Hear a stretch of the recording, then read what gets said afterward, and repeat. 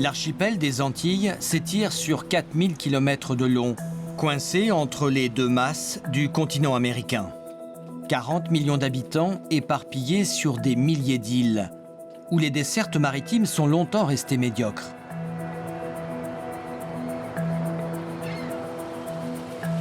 L'avion était souvent l'unique moyen de transport mis à la disposition de la population pour convoyer tout et n'importe quoi.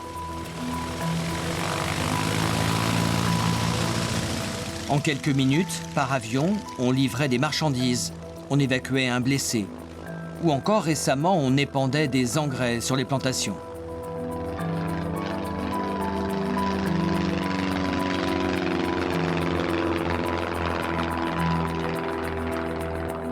Mais le transport aérien n'est pas sans risque. De nombreux drames jalonnent l'histoire aérienne de l'archipel des Antilles, comme celui de ce DC-3 qui s'est écrasé quelque part sur la Soufrière en 1971. Depuis l'équipe de sauvetage arrivée sur les lieux après l'accident, personne n'était parvenu à retourner sur le site du crash. Pour tous les passionnés d'aviation, l'endroit exact où se trouvait la carlingue éventrée restait une énigme. Il n'en fallait pas plus pour attiser la curiosité de Jean-Charles Tempier, cet aventurier fasciné par les histoires d'avions perdus.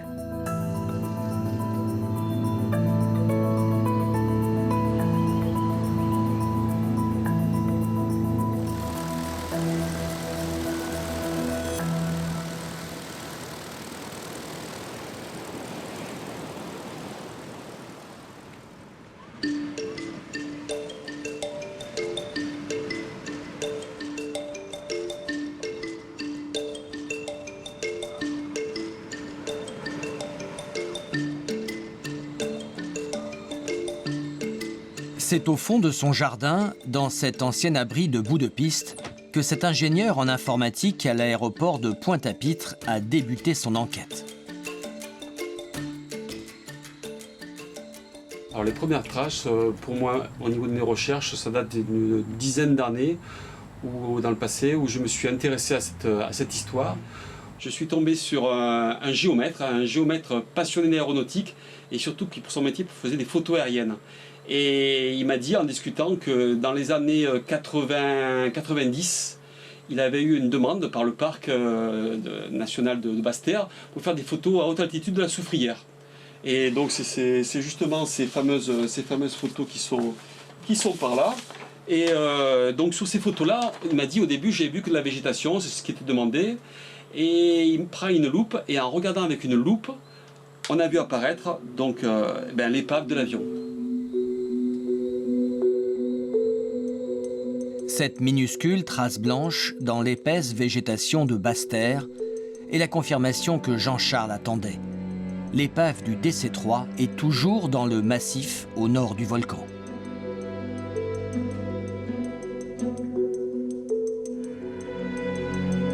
On a des photos, on peut situer la zone et sur ces photos on voyait vraiment autour donc les falaises, également le type d'arbres, des choses comme ça. Sur les photos de géomètres on voyait la Soufrière qui était au sud et il était temps de faire les premières recherches sur place. On avait ouvert toutes les portes, on avait presque atteint le trésor.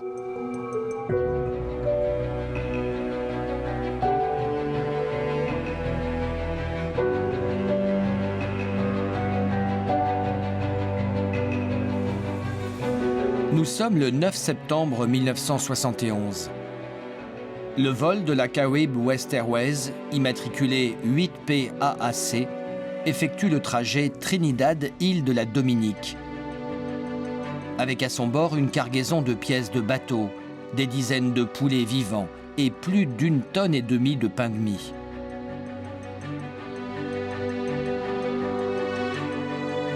Un retard au décollage de Trinidad, certainement dû à de mauvaises conditions météo, force les deux pilotes du DC-3 à changer de cap à la tombée de la nuit, car la piste de l'aéroport de la Dominique n'est pas éclairée.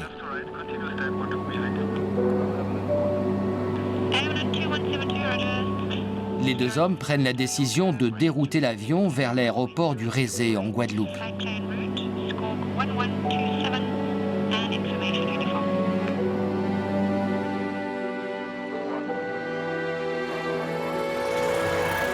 Mais le DC-3 ne verra jamais les lumières de l'aéroport de Pointe-à-Pitre. Il se crache sur les flancs de la Soufrière.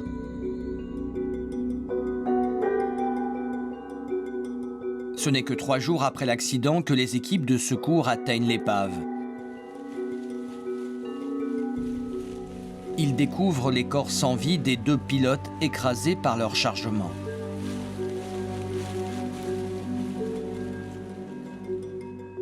L'histoire dit que seuls les poulets ont réussi à survivre à la catastrophe.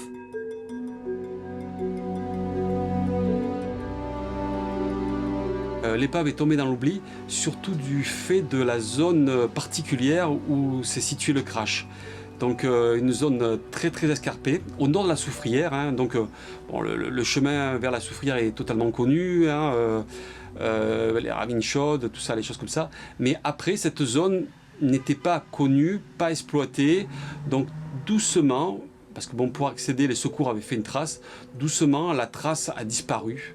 Et on va dire l'épave s'est endormie dans cette zone qui est totalement isolée, sans aucune habitation proche. Donc l'avion est resté dans l'état. Après plusieurs tentatives infructueuses dans le massif de la Soufrière, Jean-Charles finit par retrouver l'épave en 2010. Aujourd'hui, il décide de repartir avec notre équipe sur les traces du DC-3.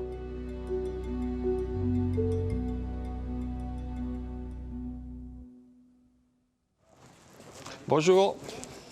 Nous le retrouvons chez son ami Simon Ayotte, qui l'a aidé dans son enquête. Il lui propose cette fois encore de l'accompagner sur le volcan. Simon, bonjour. Tu vas bien? Salut Jean-Charles, comment vas-tu? Bien, écoute, hein, j'avais projet de monter sur l'épave de DC-3. Ouais. Donc je passais voir si par hasard tu étais intéressé hein, d'aller voir l'avion. Depuis le jour que tu m'en parles, mais j'avoue que ça me fait un peu de peine d'aller voir cet avion dans cet état, d'autant plus que tu m'as déjà montré pas mal de photos. Mais Simon Ayotte, c'est un peu le pape du DC-3 aux Antilles, le roi de la débrouille. Avec son avion, il a tout fait et presque tout vécu. Une bande jaune et 2 bandes bleues. Oui, comme tu m'avais dit. Ouais. Dans les années 70, c'était l'avion que toutes les compagnies du coin avaient. Dans la Caraïbe, c'était l'avion idéal. C'était un avion passe-partout, c'est un avion très fiable, je dirais relativement facile à piloter et très facile à entretenir. Il était exactement comme ça, cet avion-là. Le DC-3, on volait les fenêtres ouvertes, comme dans une Jeep. D'accord. On ouvrait les fenêtres au décollage, et puis plus on montait dans les airs, plus on les fermait en fonction de la température qui changeait dans l'avion. Il faut savoir que le DC-3, c'était le seul avion cargo des îles, ouais, parce qu'il est capable de se poser un peu partout. Oui. Et c'était comme un camion, quoi. On mettait tout. Moi, j'ai eu l'occasion d'y mettre des bœufs, des chevaux, des ânes, de la dynamite, toutes sortes de choses, ouais, qui seraient impossibles à transporter aujourd'hui. Ouais. Et là, tu vois, on faisait du commerce d'ânes. Ah oui, d'accord. Tu vois, voilà les ânes qu'on mettait dans l'avion. On attachait les 4 pattes ensemble. Ouais. Ah, pour les charger, ça devait être... Pour les charger, mais c'était à bras d'homme. Hein. On s'est mis à faire du commerce de bœufs. Donc on achetait des bœufs à Antigua qu'on, ouais, revendait à la Guadeloupe. Et pour les charger, c'était toute une histoire. Donc tu vois, il y avait un chariot élévateur, on mettait une cage, on les chargeait dans l'avion. Tu as le type qui est en train de piquer les animaux pour pas qu'ils soient trop vigoureux. Depuis que le DC-3 de Simon Ayotte ne vole plus, les bœufs ne prennent plus l'avion. Ils se contentent du bateau. Mais ils voyagent toujours autant. Ceux-là sont un peu particuliers. On les appelle les bœufs tyrans. Une race croisée créole qui servait à tirer les charrettes remplies de canne à sucre. Bon, là on va les embarquer au niveau de la péniche. Alors, vu que c'est un peu speed, il faudrait qu'on ait intérêt à se dépêcher pour trouver une place. Rangez. Rangez. Rangez pour ça. Rangez pour ça. Rangez. Derrière. Derrière. Rangez aussi, papa. Derrière. Derrière. Derrière. Pas facile de trouver une place sur le bateau. Il faut savoir leur parler. Oui, laissez-moi. Ils ont un langage bien spécifique, les bœufs. C'est des termes, des termes qu'on emploie, qu'on les habitue avec au dressage. Bon, là, on va chercher encore les deux autres du collègue, là, pour les faire rentrer. C'est un esprit de convivialité collectif. Tout le monde s'y met quand il s'agit de faire traverser les bœufs. Et voilà, quoi, tout le monde s'y met. On s'entraide, quoi. On s'entraide. Aujourd'hui, les bêtes vont quitter Marie-Galante pour rejoindre Grande Terre. Une traversée de 3 ou 4 heures pour aller participer à la compétition des bœufs tyrans.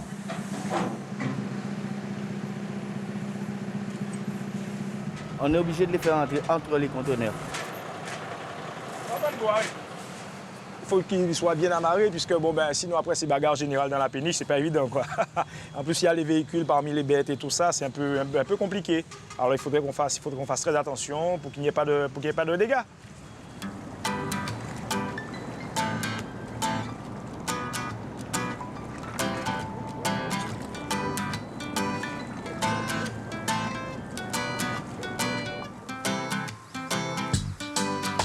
Ici, les bœufs font partie du paysage depuis toujours.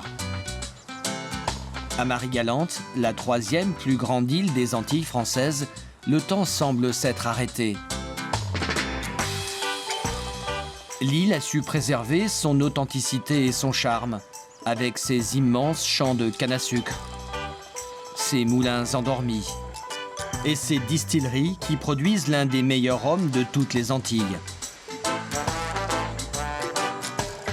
Marie-Galante et ses attelages d'une autre époque. La tradition veut qu'à la fin de la saison, les charrettes à Michelin, comme on les appelle encore ici, reprennent du service. Comme celle de Fabrice.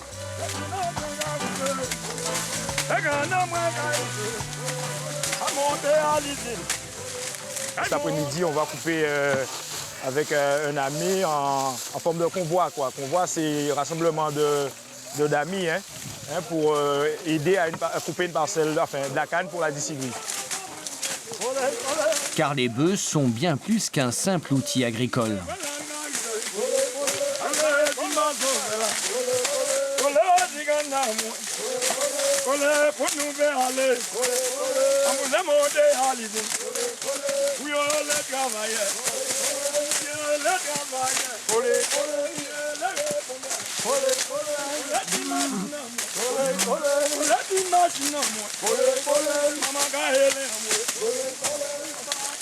Quand tu coupes ta canne toi-même, tu la transportes, toi-même, tu n'as aucun frais, tu n'as rien à payer.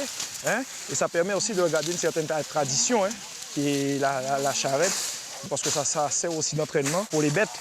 Pour les bêtes qu'on prépare à la compétition. Comme vous voyez là, ce sont 2 jeunes bœufs qui s'adaptent déjà à la façon de travailler, au chargement. Et c'est là un peu où on les forme.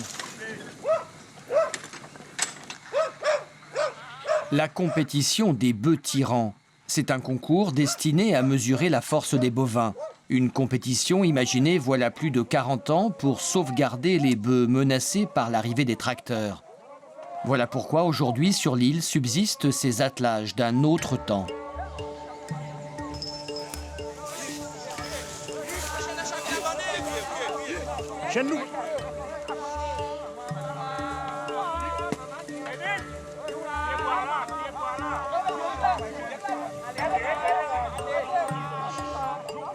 C'est avec la charrue que nos ancêtres, disons, nos anciens ont développé Marie-Galante. C'est avec l'arrivée des machines, à savoir les tracteurs, les bulldozers, tout ça, que pratiquement la charrue a disparu.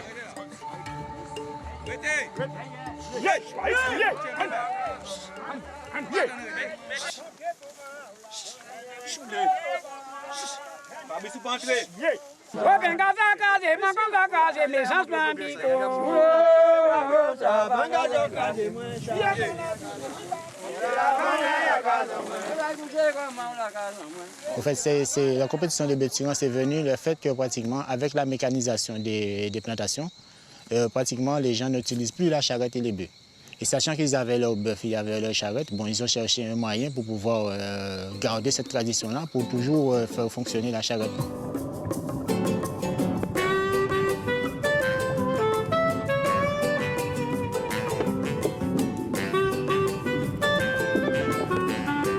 Les bœufs de Marie-Galante sont préparés comme des sportifs de haut niveau.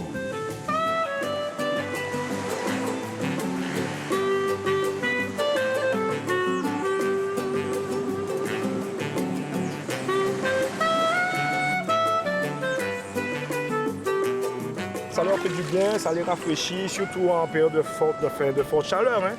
Ben, les bœufs sont comme nous, hein, de temps en temps ils ont besoin de se laver. Ça ne date pas d'aujourd'hui. Hein. Nos anciens aussi, après, des fois, quand ils avaient bien fait travailler leurs bêtes, ils venaient les rafraîchir à la mer et après ils remontaient. Hein.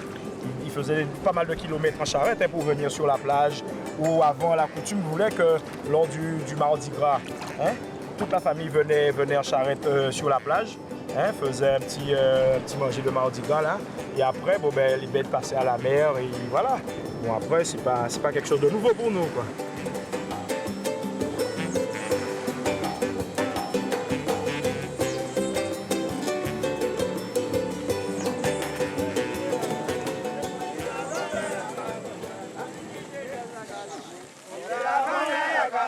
C'est demain que démarre le championnat des bœufs tyrans sur Grande Terre. Cela fait des mois que Fabrice et ses amis attendent ce moment.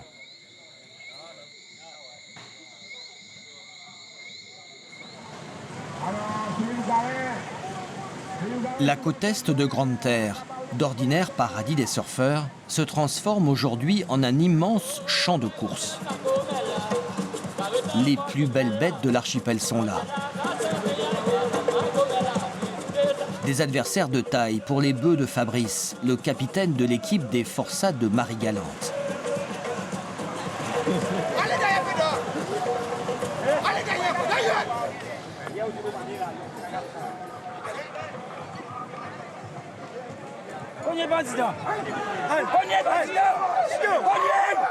Bon, chacun a ses chouchous, chacun supporte son club en fait. Hein. Chacun supporte son club. Et bon, on essaie aussi de crier derrière les bœufs pour les motiver. Quoi. La course des bœufs tyrans, un spectacle de puissance qui passionne les Guadeloupéens. En apparence, le principe est simple. Un attelage de 2 bœufs, une charrette lestée d'1,5 tonne et une forte pente à gravir. La charrette, elle est chargée pour toute la catégorie de la même manière. Là, ils ont une charge de 1,5 tonne sur la charrette. Alors, le temps maximal, c'est 6 minutes. Au-delà des 6 minutes, ils sont sifflés et mesurés. C'est ce qui permet d'évaluer leur classement, en fait. C'est des heures et des heures de préparation pour les bêtes. Il y a beaucoup de sacrifices, en fait. Et voilà. Pour 6 minutes de bonheur. Même pas 6 minutes de bonheur. Là, c'est 3 minutes de bonheur. C'est 6 minutes pour les retardataires. C'est au tour des Forçats de Marie-Galante d'entrer en piste. Là, il est en difficulté. On essaie de chercher des petites astuces pour les faire partir.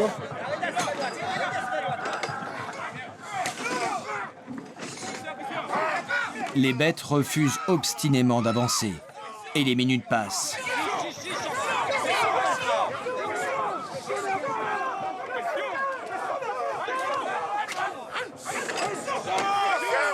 Les 6 minutes viennent de s'écouler. Bon, ben là, un peu de déception, quoi, parce qu'on s'attendait quand même à mieux. Et bon, on dirait peut-être que c'est leur première course cette année. Ils n'ont pas encore pris la condition, le rythme de la course. Mais ce sont des choses qui arrivent. Hein. Un soldat à terre n'est pas mort. Hein. Alors, j'espère qu'on va y remédier, quoi.